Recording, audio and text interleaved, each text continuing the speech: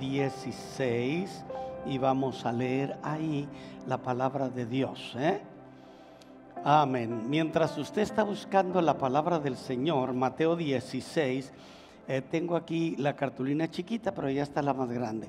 Hicimos mucha publicidad en Facebook, en Messenger, y teníamos parejas que venían de Laredo, que venían del Paso, Texas, que venían del Valle, que venían de Corpus, de San Antonio, y los de aquí a nuestra conferencia de matrimonios, con el pastor Luis Gabriel César Isunza, un experto en hablar a los matrimonios. Pero tuvo el infortunio, vamos a llamarle así, o la pena de que el martes que viajaba para California, donde tenía que cumplir unos compromisos, y luego de allí volaba hacia acá para Houston para estar con nosotros viernes, sábado y domingo, pues amaneció con COVID. Y le hicieron 2 o 3 exámenes y los doctores que lo atienden le dijeron: usted no está positivo, está bien positivo. Entonces no debe de viajar esta semana. Tal vez la otra, si los exámenes salen bien y tiene compromisos, puede salir a cumplir. Así es que por cuestiones de salud, sanitarias, médicas, el pastor no pudo venir para darnos la conferencia. Tuvimos que ir a arreglar ahí al hotel porque teníamos un convenio ahí de más de $5,000 con ellos. Y nos dijeron: ¿lo va a creer, pastor? Usted tenía nada más hasta mañana para cancelar este proyecto. Y si no, tenía que pagarnos cierta cantidad. Le dije: no, pues qué bueno que vine a tiempo. Entonces cancelamos esta fecha y él va a venir en marzo, con el favor de Dios, a estar aquí. Hubo algunas personas que ya pagaron los $150, otros pagaron 75. Al final, acérquese conmigo para devolverle el dinero, ¿sí? Y si usted quiere dejar pagado eso que ya pagó para el próximo año, que es marzo del 24 al 26, pues no se lo devolvemos si ya lo tiene usted pagado. Pero usted lo necesita para irse a comer hoy a papas o comer papas en casa. Bueno, me avisa y ya le damos su dinero, ¿verdad? ¿Sí entendimos, hermanos? Causas de fuerza mayor. Y me dijo el hermano: si voy y la gente sale que salí positivo, apenas tosa tantito y van a salir corriendo. Le digo: casi seguro que sí, hermano, ¿verdad? Bueno, vamos a leer la Biblia después de ese aviso y 1000 perdones porque no está en nuestra posibilidad tener esa conferencia, ni de nadie. Tenemos que respetar esto. 1000 perdones. Vamos a leer la Biblia. ¿Qué les dije yo? ¿Mateo qué? Mateo 16. Lo que se llama la gran confesión, ¿sí? Vamos a leer. Yo quisiera leer de carrerita desde el verso primero, que tiene alguna conexión aquí con la gran confesión. Mateo 16. ¿Por qué no prenden tantito las luces, hermanos? Sugiere si los hermanos ven mejor. Yo sé que estaban batallando, los que tienen más de 50 no ven bien, ¿verdad? Y más de 70 menos. Necesitamos lentes y a veces ni con lentes, ¿verdad? ¿Mande? Sí, hermano, es cierto, ¿verdad? Muy bien, vamos entonces a leer del verso 1. Vinieron los fariseos y los saduceos para tentarle y le pidieron que les mostrase señal del cielo. Mas él respondiendo les dijo: cuando anochece decís buen tiempo, porque el cielo tiene arreboles. Y por la mañana, hoy habrá tempestad, porque tiene arreboles el cielo nublado. Hipócritas. Qué feo les dijo, ¿verdad, hermano? Le gustaría que así en su cara, de frente, le dijeran: hipócrita. Se oye bien feo, ¿verdad? Dios nos libre. Hipócritas. ¿Qué más dice la Biblia? ¿Dónde me quedé? En el verso 3. que sabéis distinguir el aspecto del cielo, mas las señales de los tiempos no podéis. La generación mala y adúltera demanda señal, pero señal no les será dada, sino la señal del profeta Jonás. Y dejándolos, se fue. Llegando sus discípulos al otro lado, porque dice la Biblia en el verso 39, que después de hacer un milagro asombroso, de multiplicar peces y panes para 4,000 personas, dice que al terminar, verso 39, despidió a la gente, entró en la barca y vino a la región de Magdala.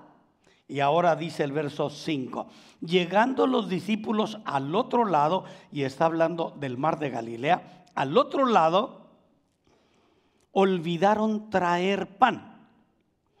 Y Jesús les dijo, mirad, guardaos de la levadura de los fariseos y de los saduceos. Son los que le habían pedido señal. Y Jesús, entonces ellos pensaban dentro de sí diciendo, esto dice porque no trajimos pan. Entendiendo Jesús les dijo, ¿por qué piensan dentro de vosotros, hombres de poca fe, que no tenéis pan? Dios conoce los pensamientos y las intenciones del corazón. ¿Por qué piensan así? ¿No entendéis aún, ni os acordáis de los 5 panes entre 5,000 hombres? ¿Y cuántas cestas recogieron? Ni de 7 panes entre 4,000. ¿Y cuántas canastas recogieron? ¿Cómo es que no entienden que no fue por el pan que os dije que os guardaseis de la levadura de los fariseos y los saduceos? Verso 12, y entonces entendieron que no les había dicho que se guardasen de la levadura del pan, sino de la doctrina de los fariseos y de los saduceos. No era la levadura del pan real, era de lo que ellos enseñaban. 13. Viniendo Jesús a la región de Cesarea de Filipo, preguntó a sus discípulos diciendo, ¿quién dicen los hombres que es el Hijo del Hombre? Ellos dijeron, unos Juan el Bautista, otros Elías, otros Jeremías o alguno de los profetas. Él les dijo, ¿y vosotros quién decís que soy? ¿Que soy yo? Respondiendo Simón Pedro dijo, tú eres el Cristo, el Hijo del Dios viviente. Entonces le respondió Jesús, bienaventurado eres Simón, hijo de Jonás, porque no te la reveló carne ni sangre, sino mi Padre que está en los cielos. Y yo también te digo que tú eres Pedro, y sobre esta roca edificaré mi iglesia, y las puertas del Hades, otra versión dice, y las puertas del infierno no prevalecerán contra ella. Y a ti te daré las llaves del reino de los cielos, y todo lo que atares en la tierra será atado en el cielo, y todo lo que desatares en la tierra será desatado en los cielos. Entonces mandó a sus discípulos que a nadie dijesen que Él era Jesús el Cristo. Cierre sus ojos y hacemos oración, ¿sí? Nuestro Padre y Dios, estamos, Señor, en la antesala de oír tu divina palabra. Tú has dicho de ella que es espíritu y que es vida. Alguien necesita esta palabra aquí, de los que tenemos aquí. Alguien necesita esta palabra de aquellos que nos miran a través de las redes sociales. Que sea, Señor, un tiempo bello y que tu Espíritu Santo, como un diamante, traiga un tesoro de vida, de instrucción y de sanidad a quien necesite, Señor, esta palabra. Háblanos y bendícenos. Estamos en tus manos, Padre, en el nombre de Cristo Jesús. Amén. Amén. Pueden sentarse, hermanos, pueden tomar su lugar y luego si bajan un poquito el estado de la luz y ya lo que pueda salir allá en el internet a lo mejor tiene una poquita más de claridad, ¿verdad? Vamos a hablar entonces de nuestro tema, la gran confesión. Un bello tiempo. Le quiero mencionar también al comenzar que estamos teniendo vigilias de oración de 9 a 11 de la noche después del servicio del viernes. De 9 a 11 acompañamos a la hermana Sarita. Y los sábados de 7 a 8 de la mañana tenemos un tiempo de oración. Creo que es oportuno decirles que si alguna vez Norteamérica, que somos nosotros, y el mundo necesita como nunca la oración. Hay riesgos de un peligro nuclear porque la central nuclear de Zaporilla, que está por el área de Rusia y Ucrania, ha sufrido algunos misiles y dicen que ya han estado teniendo fugas de materiales radioactivos como es el uranio y el plutonio y que son terriblemente malos para el mundo. Y que al salirse ese material radioactivo podía contaminar hasta 150,000 kilómetros cuadrados. Y si hasta aquí nos llega la arena del Sahara, pudiera ser que nos llegara algo de radioactividad si eso fuera así. Conflictos China-Taiwán también están muy serios. Y otras 19 guerras que no salen mucho al público, pero donde han muerto en algunos más de 6 millones y en otros más de 1,5 millones de personas. El mundo está contaminado, el mundo está enfermo, el mundo está en crisis, el mundo está necesitado de la oración del pueblo de Dios. Si por alguna razón extraña, porque no está impuesto, por lo que sea, usted no viene a la oración, ore en casa. Pídale a Dios protección y bendición. Aparte de los muchos conflictos nacionales que cada país tiene. Y dicen que la famosa droga fentanilo como nada está matando jóvenes norteamericanos por montones. Y viene de Arabia y de China, es un negocio redondo para los malos, aprovechando que las fronteras están abiertas. Quién llega y quién viene y qué trae o qué lleva, nadie lo sabe. Tenga tiempo y ore con nosotros. Venga aquí de 7 a 8 de la mañana, que no le cuesta nada. Leía la historia de un pastor en Damasco, donde murieron 150,000 personas por confesar su fe. Y dice que todos los creyentes que van a su iglesia, por las calles donde viajan, siempre van encontrando francotiradores en las ventanas y en las calles porque hay crisis en Damasco. Y le dijeron que por qué si hay una crisis y tanta violencia contra los cristianos, ¿por qué no se sale de Damasco y pastorea en otro lugar? Y él dijo, es que Dios me mandó aquí y cuando Él me diga que me vaya, me voy a ir. Y nosotros con tantísimas facilidades, sin francotiradores, sin una guerra interna, sin que nadie nos persiga, sin que esté en riesgo nuestra vida, por alguna extraña razón, dejamos la casa del Señor. Haga planes. Y si solo tenemos 2 servicios, viernes y domingo, no se los pierda. Si tenemos oración, no se lo pierda. Nunca como ahora, el mundo necesita de la unidad y la oración de los cristianos. Usted puede orar en casa y yo también. Pero Cristo dijo, si mi pueblo, sobre el cual mi nombre es invocado, se juntaren, invocaren mi nombre, clamaren a mí, mi pueblo, yo iré desde los cielos. Éxodo 15, 26 y 7, 14 de Primera de Crónicas.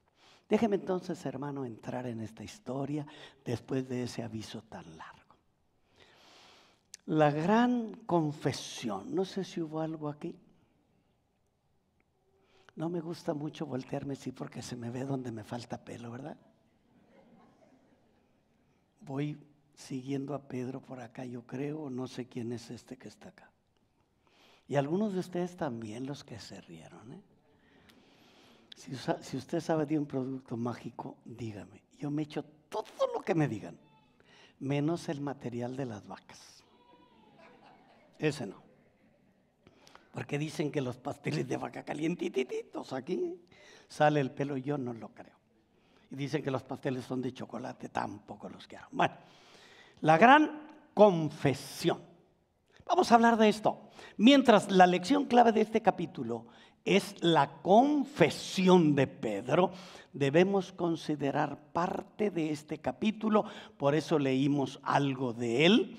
Cristo y sus discípulos habían estado de retiro. Él les había estado preparando para su sufrimiento y muerte, que se aproximaba. La confesión de Pedro en este punto es el elemento central, el clímax de meses de instrucción, más de años de instrucción, y desde ese momento en adelante Jesús estaba interesado en saber qué sabían ellos de él y qué entendían del Cristo.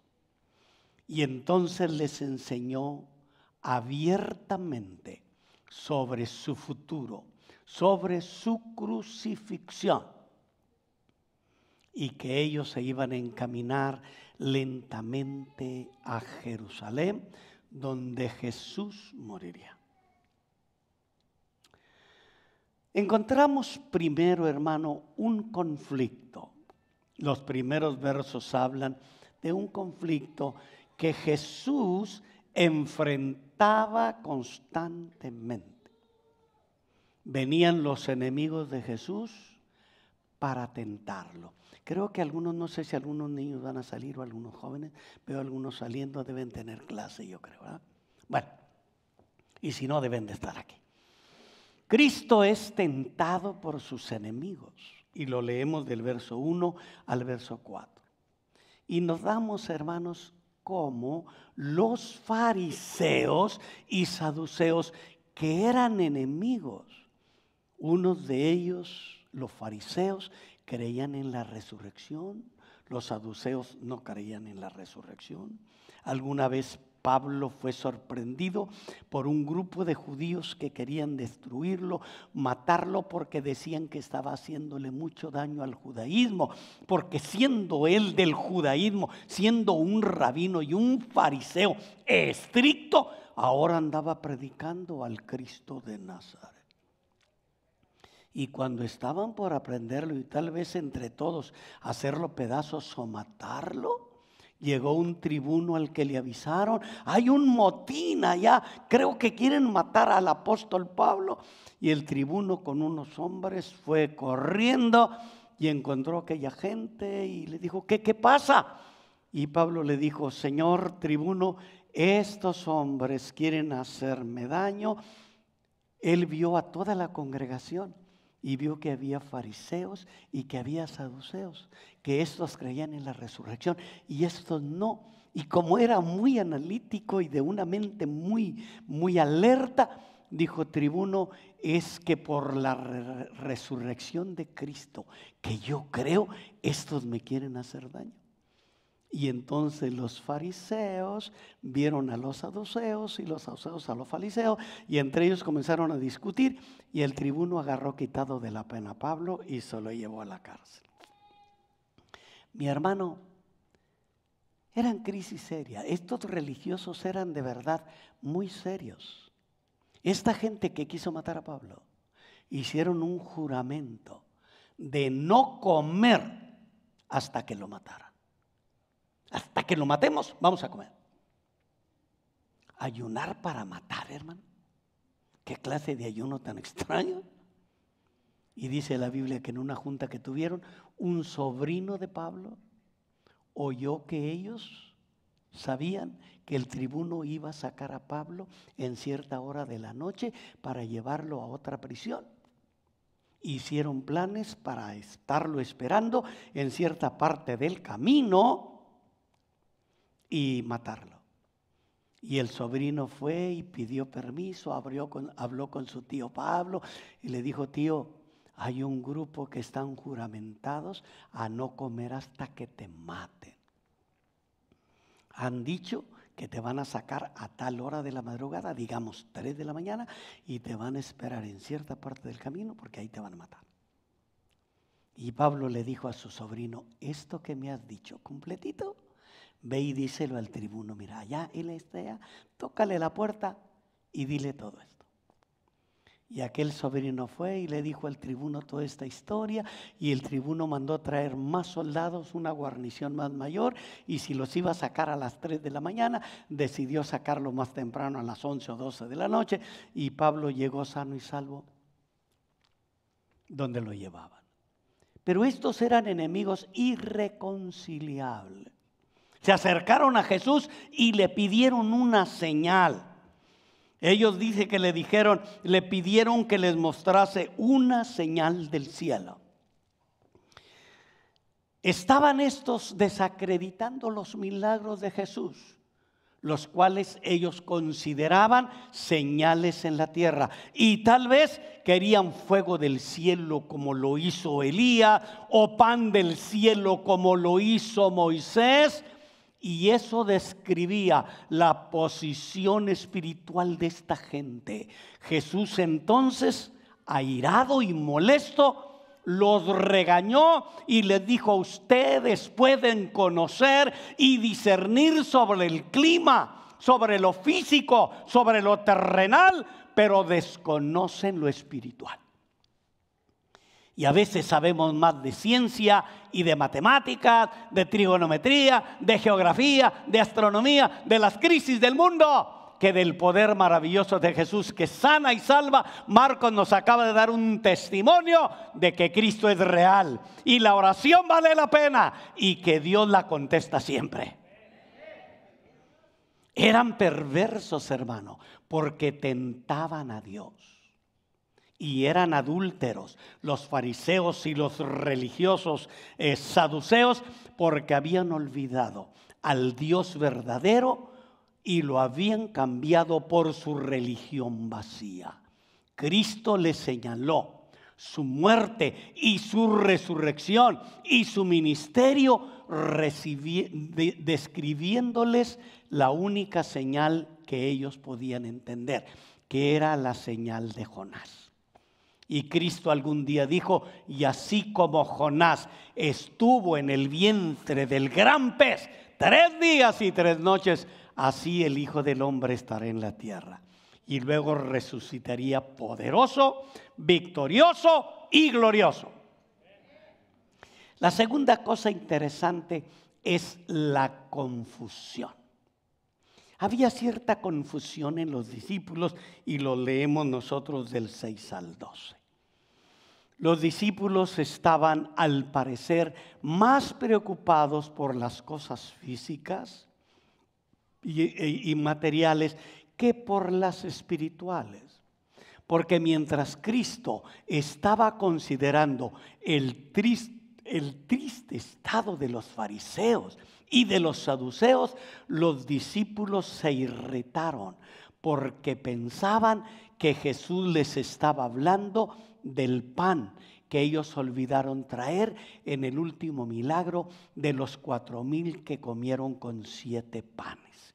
Y dice la Biblia que entendiendo Jesús les dijo: ¿por qué piensan dentro de vosotros, hombres de poca fe, que no tienen pan? Porque Jesús conoce los pensamientos y las intenciones del corazón. Si usted está pensando, ¿por qué el pastor se pondría esa camisa tan colorada?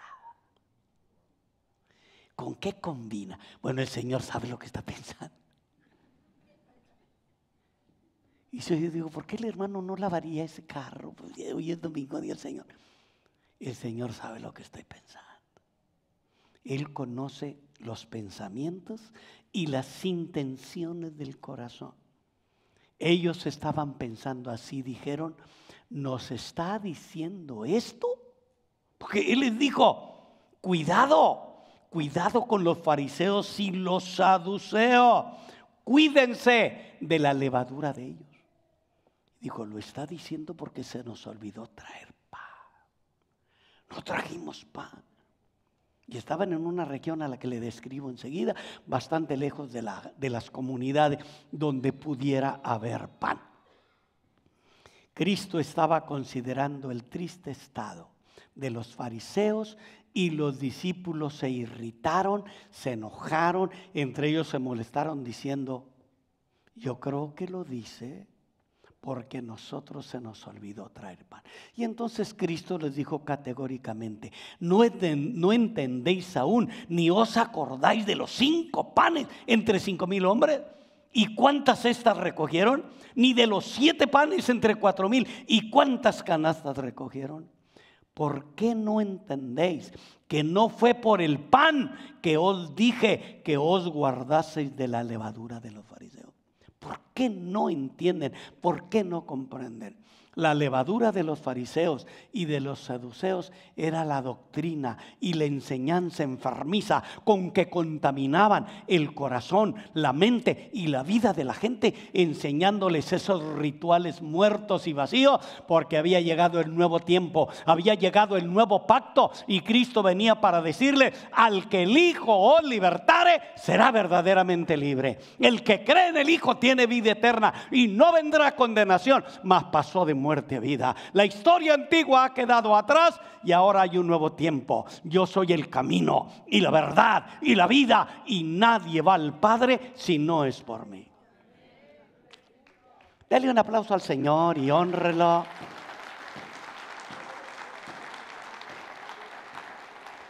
Además, así hasta me despierta, ¿verdad?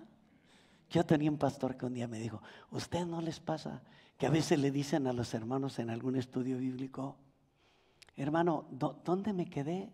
¿Qué estaba diciendo?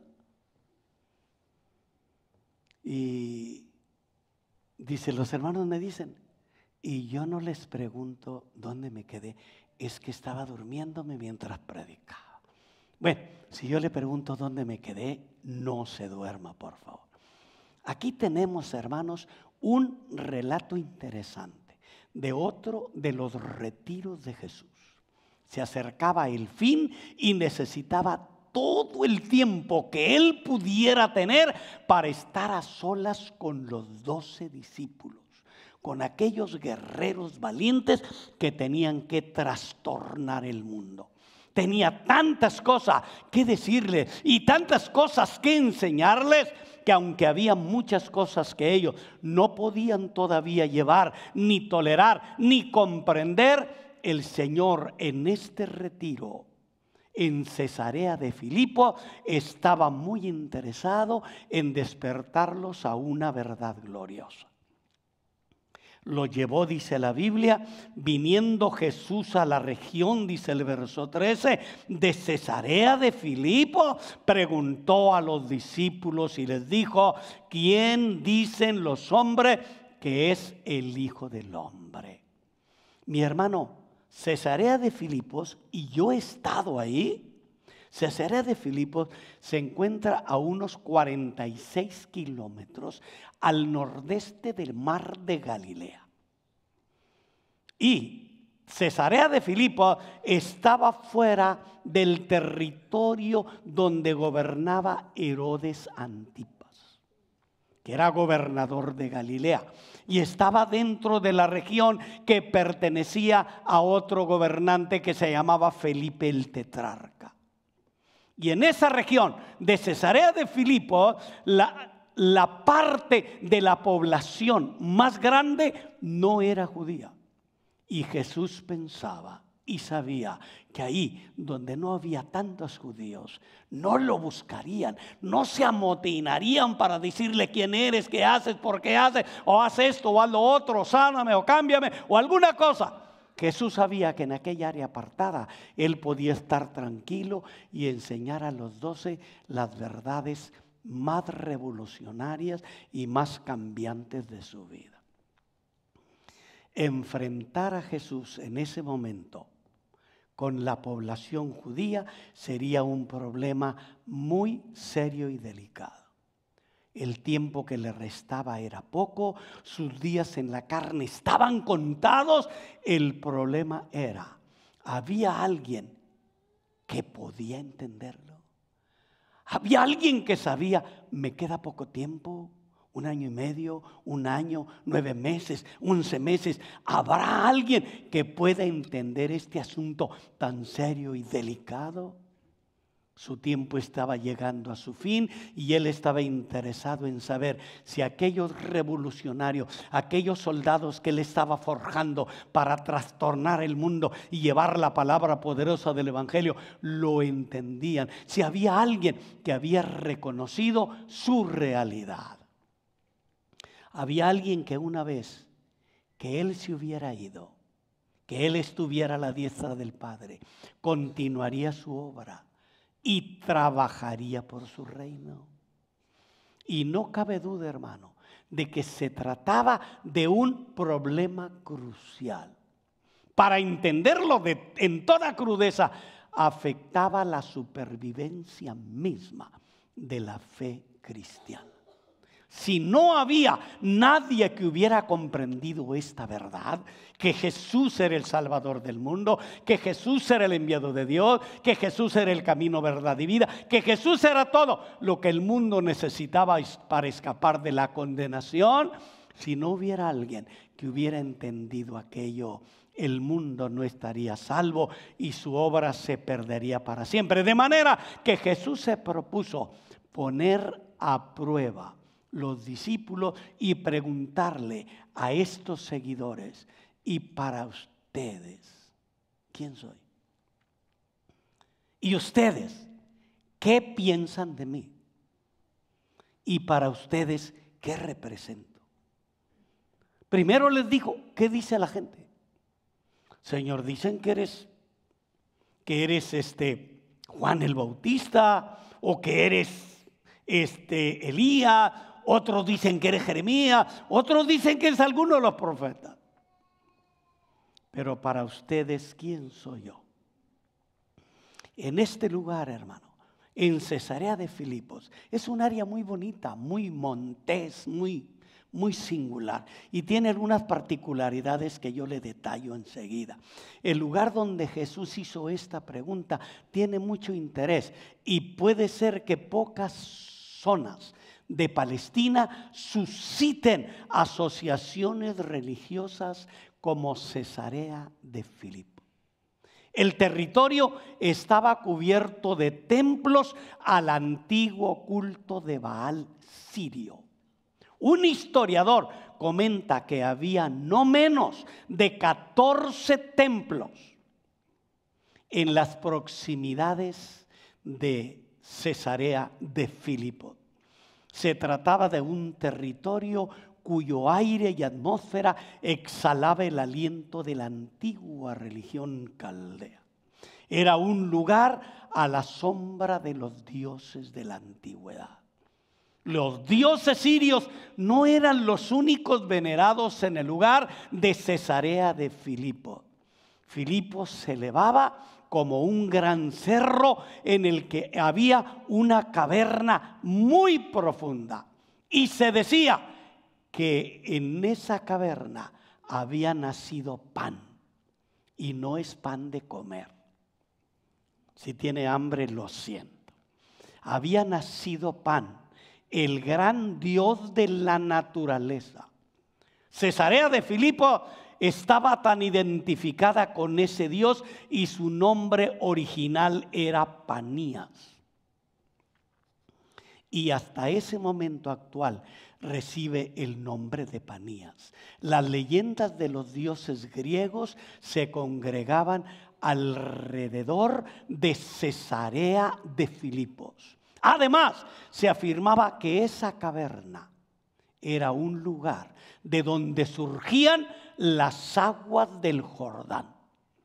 Y un gran historiador judío, hay dos historiadores famosos, uno es latino llamado Plinio, era romano, y el otro era judío llamado Josefo, que escribe cosas interesantísimas en sus dictados de historia.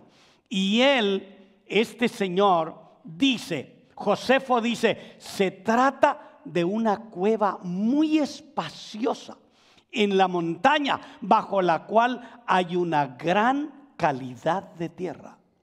La caverna es abrupta y prodigiosamente profunda y está llena de aguas tranquilas. Por encima se eleva una montaña muy alta y por debajo de la caverna brotan las fuentes del río del Jordán.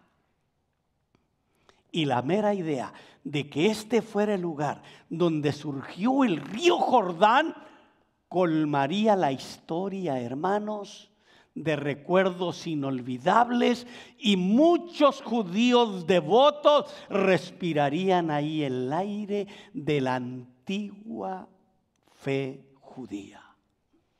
Y ahí, en Cesarea de Filipos, en aquel marco esplendoroso, porque es bello también, se sube una serie de piedras enormes, se ven dioses ahí, tal vez el dios Sirio y otros más, aparecen ahí. Usted se toma foto, dicen que ahí nace el Jordán, es muy posible o no. Aquí es donde el Señor busca la realidad del corazón de los judíos. Y Dios siempre está buscando la realidad de su corazón, la realidad de su vida, la realidad de sus sentimientos, de sus emociones y la realidad de su fe. Cuán confundidas estaban las multitudes respecto a Cristo. ¿Quién dice la gente que soy yo? Juan el Bautista. Pero si este estaba bautizando en el Jordán y él habló de mí. Él dijo, he aquí el Cordero de Dios que quite el pecado del mundo. Es más, a Juan el Bautista fueron a perseguirlo y a decirle, dinos si eres tú el Cristo o esperamos a otro. Y Juan dijo, yo no soy nada. ¿Quién eres? ¿O algún profeta? No soy nada. Yo solamente soy una voz que clama en el desierto. Este es el Cordero de Dios que quita el pecado del mundo. Pero el mundo decía, es Juan el Bautista. O ya Juan el Bautista lo había matado Herodes.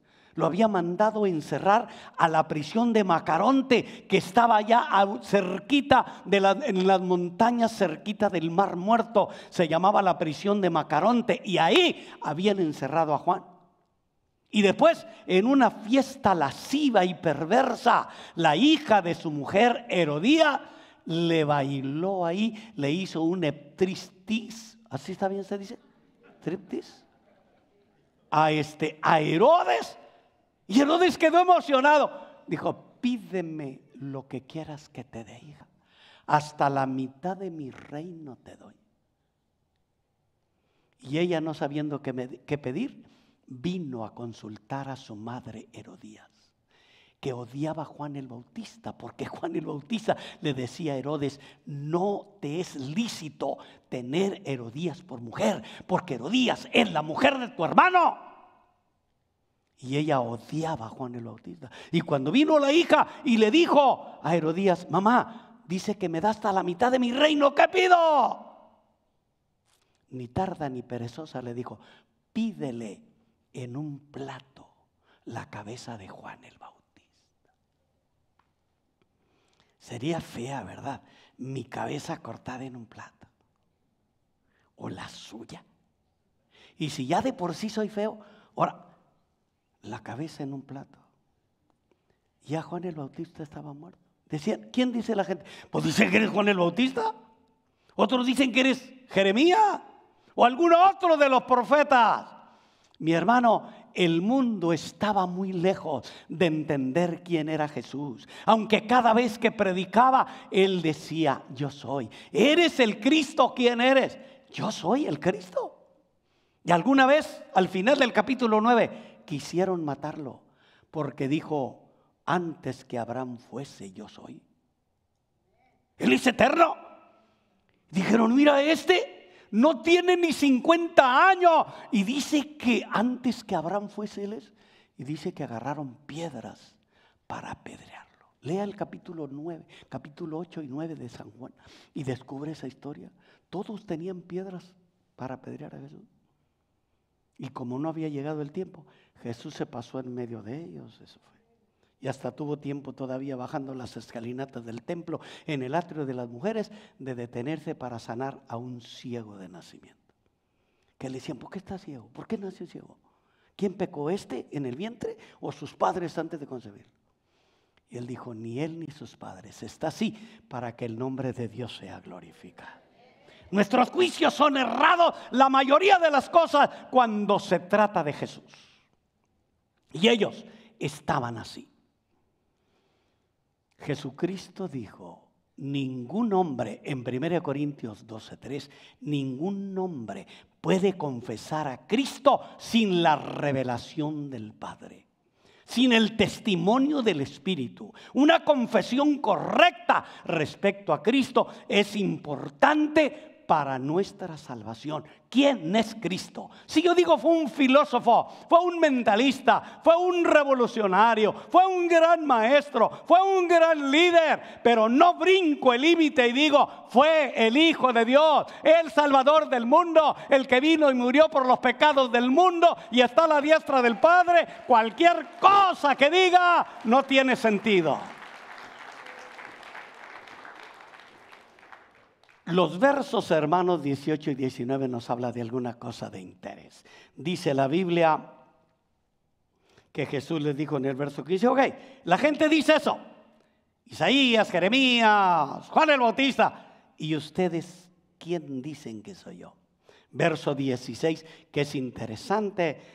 Pedro dijo, tú eres el Cristo, el Hijo del Dios viviente. Pedro era, aunque suene grotesco, poderosamente real y poderosamente claro. No quería que hubiera medias tintas. Si no estaba en lo correcto, él lo decía y hay que corregirlo. Y si estaba en lo correcto, con mayor razón. Y Jesús siempre estaba lidiando con él. Porque era atrevido y a veces irracional como muchos de nosotros.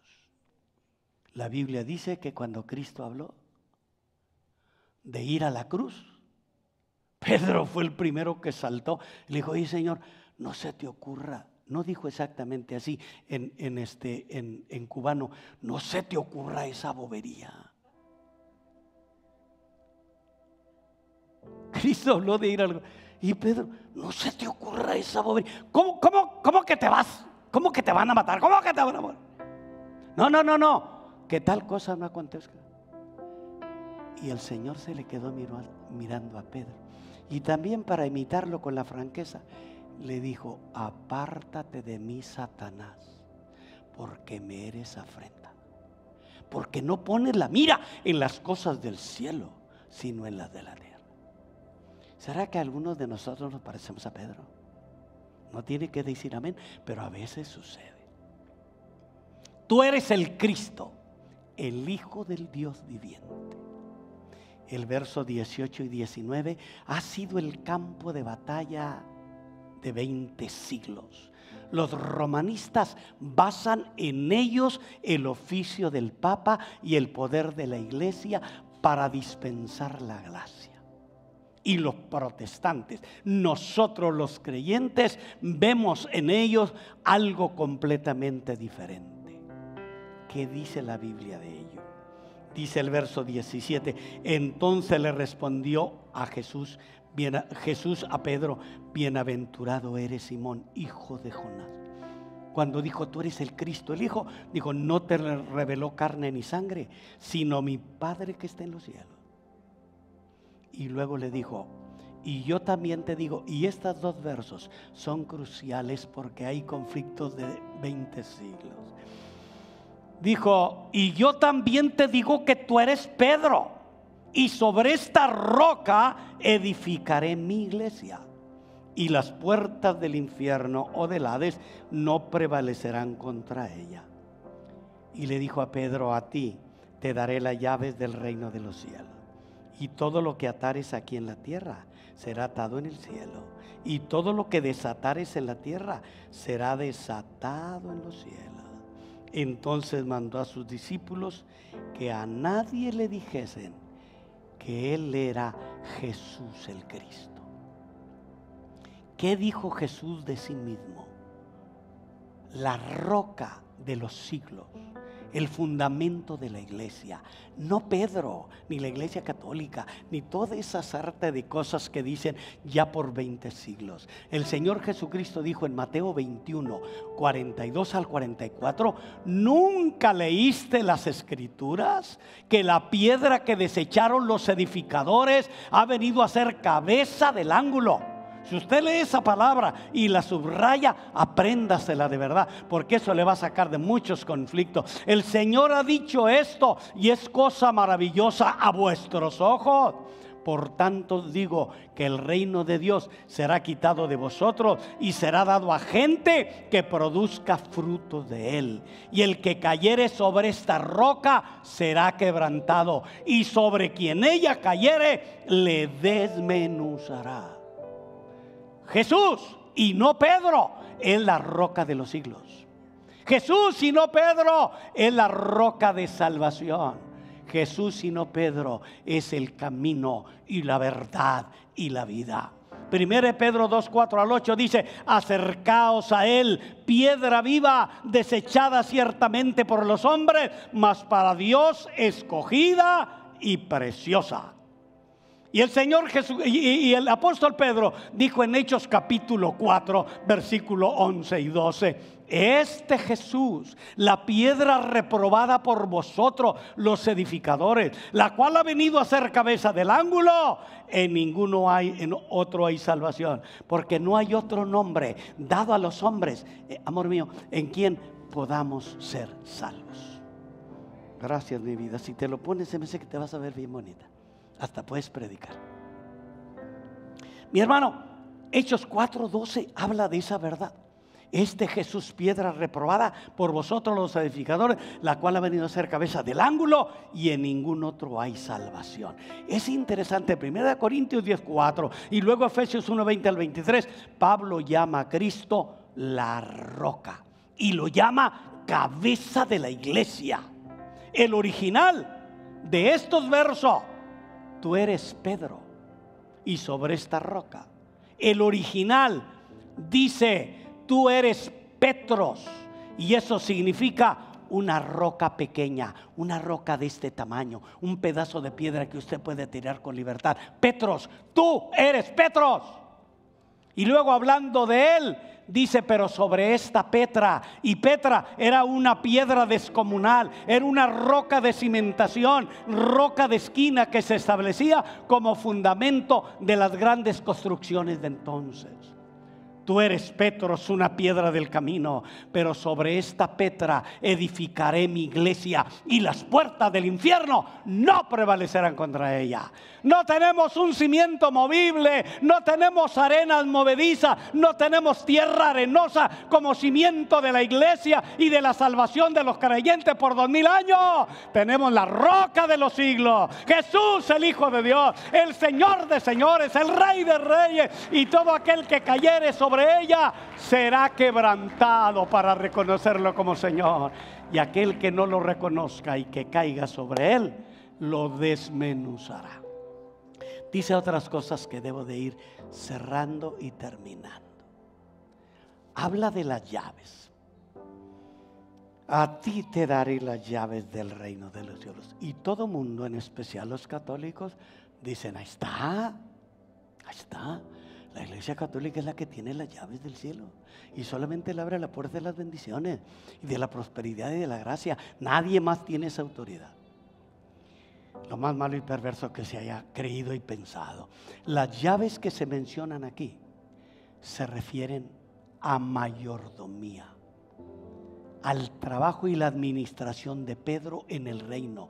No son las llaves de la iglesia, son las llaves del reino. No son las llaves de la muerte ni del infierno, porque esas las tiene Jesús, el Hijo de Dios. ¿No ha leído Apocalipsis 1:18? Mire lo que dice. Si usted lo puede ver y hasta lo puede marcar, y cuando tenga alguna situación así le puede decir a la gente: mira lo que dice la Biblia. Cristo dijo: yo, el que vivo y estuve muerto, mosé aquí que vivo por los siglos de los siglos. Amén. Significa así sea.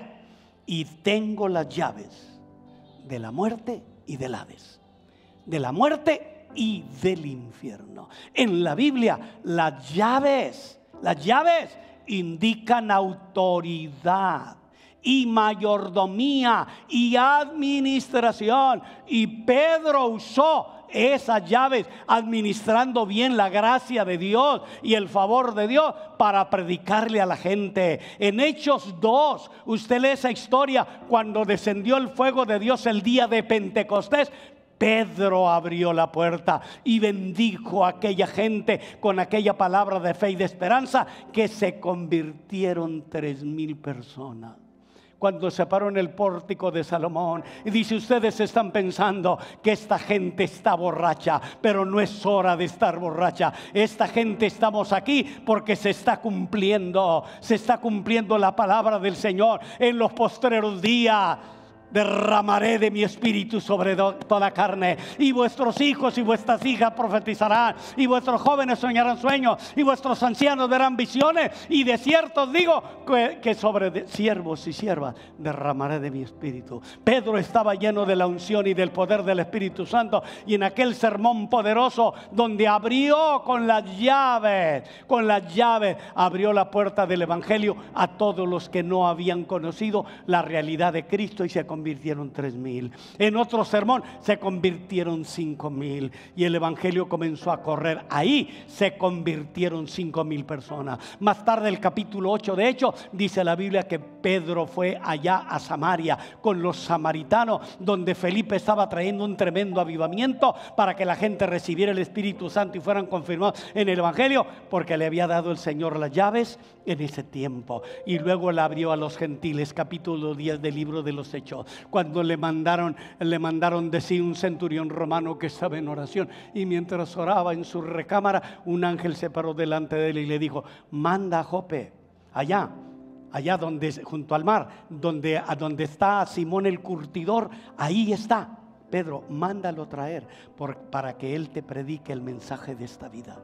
Y trajo 2 centuriones o 3 y los mandó allá a Jope. Tocaron la puerta, y mientras ellos tocaban la puerta, Pedro estaba en éxtasis, en una visión tremenda, viendo que caía un manto de arriba y traía toda clase de animales, y que el Señor le decía: Pedro, mata y come. Dijo: no, Señor, yo nunca he comido animales inmundos, he sido de cepa, judío, extrajudío. Y se levantó el manto y volvió otra vez y dijo: mata y come. Señor, no puedo hacerlo, yo soy judío y nunca he comido cosa inmunda. En eso estaban tocándole la puerta y le fueron a hablar. Le dijeron: ahí te habla Pedro. Salió y dijo: Señor, Cornelio, nuestro jefe, nuestro centurión, son ha mandado por usted para que vaya y le hable los mensajes de una vida. Y Pedro juntó a otros 7 hermanos y fue a Samaria. Tocó la puerta y entró y les dijo: ustedes saben qué difícil es, qué complicado es para un judío como yo entrar a la casa de un gentil. Pedro entendió la visión y dijo: pero el Espíritu Santo me ha dicho que a lo que él limpió yo no llame inmundo. Y ahí, mientras él predicaba la palabra, cayó el Espíritu Santo poderoso sobre toda aquella gente, que los que iban con él le dijeron: Pedro, ¿podemos negarles el bautismo a esta gente, a estos gentiles? si han recibido el Espíritu Santo como nosotros, míralos hablando lengua y bendecidos y levantando las manos en un mover extraordinario. Mi hermano, la llave significa autoridad y significa mayordomía y significa administración, pero no significa señorío. El señorío de la iglesia lo tiene Jesús. Él es el Señor, Él es el dueño, Él es el Redentor, Él es el Hijo de Dios. Él es el Señor de señores y Rey de reyes y Señor de la iglesia. Bendito sea su nombre para siempre. Déjeme terminar cuando son las 11:19. Es muy temprano para que yo termine, pero ya voy a tratar de terminar. A Pedro le dice 3 cosas interesantes. Su naturaleza en esta declaración. Le dice el Señor a Pedro: bienaventurado eres, Simón, hijo de Jonás. Y bienaventurado significa 3 veces feliz. Bueno, supremo y superlativo. 3 veces feliz. Cristo en la senda de las beatitudes del capítulo 6 de San Mateo, cuando habla de las bienaventuranzas, habla mucho de eso. Bienaventurados los de limpio corazón, bienaventurados los pobres, bienaventurados los misericordiosos, bienaventurados los que tienen hambre y sed de justicia, bienaventurados cuando os persigan y os maltraten y digan toda clase de mal contra vosotros mintiendo, porque el reino de los cielos es de ustedes. Bienaventurado eres, Simón, 3 veces feliz. Y nosotros somos bienaventurados. Te lee el Salmo 42. Bienaventurado aquel cuyas transgresiones han sido perdonadas y cubierto su pecado. Bienaventurado el hombre a quien Jehová no culpa de iniquidad y en cuyo espíritu no hay engaño. Ser bienaventurado es 3 veces feliz. Segundo, el secreto de la declaración de Pedro. Le dice: viene de arriba, Pedro. No te lo reveló carne ni sangre, sino mi Padre que está en los cielos. Y luego le da una promesa: tú eres una piedrita, pero sobre esta roca descomunal de cimentación edificaré mi iglesia, y las puertas del infierno no la vencerán. Yo creo que Pedro nunca olvidó aquel tiempo singular. Cristo dijo: edificaré mi iglesia, no la tuya, Pedro, no la de nadie, la mía. Yo soy el creador, el fundamento y el dueño de la iglesia. Pedro, yo creo que nunca olvidó Cesarea de Filipos. Nunca olvidó aquel lugar donde estuvo con Jesús, en que fue bendecido. Hay tantos lugares donde Dios nos habla. Tantos lugares donde Dios nos habla. A mí Dios me ha hablado en un monte, me ha hablado en el camino, me ha hablado en mi casa, me ha hablado mientras salgo de la casa. Dios es así, tantos lugares. A Abraham Dios le habló debajo del roble de Mamre. En el caso de Isaac, Dios le habló en el pozo a las afueras de Nabor. En el caso de Jacob, Dios le habló en Betel. En el caso de Moisés, Dios le habló en la zarza que ardía en el Sinaí y no se consumía. En el caso de Josué, Dios le habló en Gilgad. En el caso de Gedeón, Dios le habló en la encina de Orfa. En el caso de Samuel, Dios le habló en el tabernáculo. De chiquitito, de 3 años o 4, lo habían llevado al sacerdote. Ahí te lo dejo. Yo lo dediqué a Dios y a ver cómo le haces para atenderlo. Y ahí Dios le habló: Samuel, Samuel. Y fue corriendo. Elí: Señor, ¿me has hablado? No, no te hablé, ve, acuéstate. Y volvió otra vez Dios a hablarle, vino corriendo: Señor, ¿me hablaste? No, no te he hablado, acuéstate. Y cuando la tercera vez le habló y vino al sacerdote Elí, el sacerdote Elí ya con revelación le dijo: hijo, si vuelves a oír esa voz, ya no vengas. Di: habla Jehová, porque tu siervo oye. Y aquella tercera vez, después de eso que Dios le habló, le dio revelaciones increíbles, que al que las oyera le temblarían las piernas.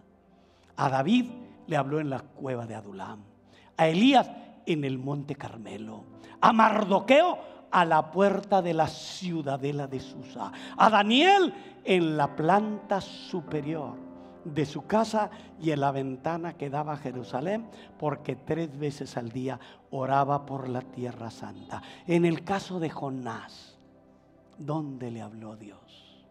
¿A qué profundidad? En el vientre de la mañana. ¿De la mañana? La mañana tiene vientre, ¿no, verdad? En el vientre del gran pez. Y dice: oré a Dios mientras las algas se enredaban en mi cuerpo y los jugos gástricos de aquel animal infame estaban sobre mí. Clamé a Jehová hasta su santo templo y oyó mi oración. Capítulo 2 de Jonás. Mi hermano, Dios nos habla donde quiera. ¿Lo puede creer usted? A lo mejor Dios le está hablando esta mañana que tiene que tener conciencia. Si yo le pregunto, o si un predicador le pregunta, cualquiera le pregunta, ¿quién es Cristo para ti? Oh, no ha habido un maestro mejor. Usted está perdido. Alguien que desglose mejor las escrituras del Antiguo Testamento. Jesús. Alguien que haya sido casi perfecto. Usted está perdido, a no ser que diga: para mí es el Hijo del Dios viviente. El Hijo del Dios viviente. Póngase de pie y le voy a contar esta historia para terminar. Le dije que le iba a contar una historia y no me la quiero llevar, porque después tendría que predicar otra vez este mensaje y decirle. Hay un hombre, escúchelo tantito, porque es muy posible que Dios le habló hoy. A alguien Dios le habló hoy. No sé por qué yo estuve tan inquieto todos estos días sobre qué predicar. Y todavía anoche a las 11 de la noche estaba haciendo notas y todo. ¿Qué predicar? Nunca es tanto ya para miércoles o jueves. Yo tengo el sermón dominical, si me toca el sermón del viernes. Estaba tan inquieto. Digo: ay, Dios de mi vida, ¿qué me está pasando? Mi mente anda por otro rumbo. Dame sabiduría y gracia. ¿Dónde nos habla Dios? Este hombre, Brandon Hadmarker, escribió un libro que se llama A Mile Wide. No sé si lo dije bien, pero significa 1 milla de ancho en castellano. Y él dice que fue llamado por Dios, un fiel cristiano, para ir a Etiopía, un país que estaba sufriendo una deforestación infame. Ramas, árboles, mezquites, troncos, todo estaba siendo perdido y calcinado. Y dice que Dios lo llamó. Qué cosa extraña. Dios lo llamó a plantar árboles a Etiopía. Así es que no se sorprenda si Dios lo manda a plantar árboles a Vallehermoso o algún otro lugar tan bello como Vallehermoso. Él relata esta historia y dice: a la hora de abordar el avión, Brandon dudaba acerca del viaje. Le daba miedo volar y estaba dejando a su familia, y se preguntaba si su presencia en aquel lugar de Etiopía tendría algún provecho. Brandon, un fiel cristiano, se sentía mal por la actitud que estaba adoptando, por lo que cerró los ojos allí en el avión y oró. ¿Ha orado usted en el avión? A lo mejor no. Oramos si hay una turbulencia. Ay, está temblando, que te pongas el cinturón y que te estés preparada. Pero si no hay turbulencia, como Juan por su casa, ¿verdad? Pero él ahí, en el avión, cerró sus ojos y oró. Dijo: Dios, lo siento, lo estoy intentando, pero no puedo entenderlo. No quiero estar en este avión. Siento que estoy desperdiciando mi tiempo y mi dinero. Y si esto es importante para ti, ¿podría, Señor, trazar una línea que una los puntos para mostrarme qué es lo que estoy viendo y haciendo?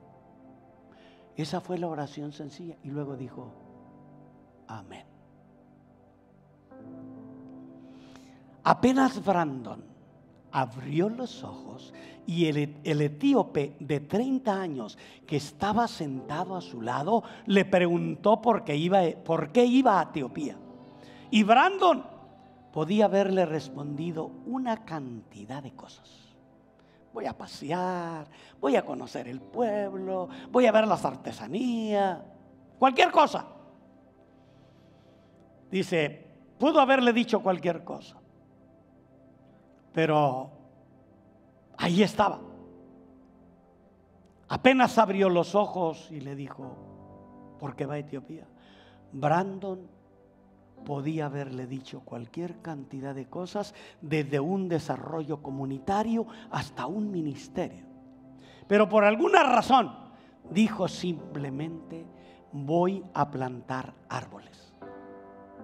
Entonces la señora mayor que estaba junto al hombre etíope le preguntó en amárico, que es yo creo que el idioma de allá de Etiopía. Cuando éste le contestó también en amárico, la mujer se echó a llorar y de hecho se puso de pie y empezó a agitar las manos en el aire como indicando que le resultaba muy importante. Brandon se quedó asustado y dijo, ¿qué pasa? ¿Qué sucede? Y el Señor le dijo, es que mi madre me preguntó por qué viajaba usted de Etiopía, contestó el hombre. ¿Y qué le contestó usted? Dijo Brandon, le dije que usted iba a plantar árboles. ¿Y qué está diciendo ella? Dijo Brandon. Y fue entonces que su compañero de asiento reveló que su madre había estado orando por 30 años pidiéndole a Dios que perdonara a su pueblo por deforestar el país y enviara a alguien que plantara árboles. Y a eso iba Brandon. Dios te oye donde quiera que estés. Dios te escucha donde quiera que estés y conoce qué haces y a qué vas o por qué vienes. Y si esta mañana tú no has hecho la gran confesión como Pedro, tú eres el Cristo, el Hijo del Dios viviente. Te entrego mi corazón esta mañana.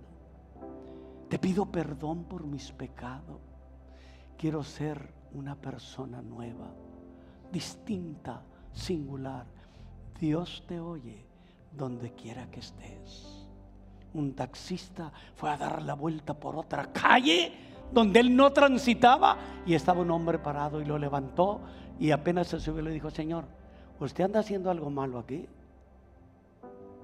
Digo, porque esta no es mi ruta y yo nunca vengo aquí y menos estas horas. Pero Dios me dijo que viniera. ¿Usted es cristiano? No. Necesita buscar una iglesia y entregarle su vida a Jesús, porque a eso me mandó Jesús, a que le diga que usted necesita la salvación que Él da. El domingo siguiente venía de un club, buscó una iglesia, se quedó ahí.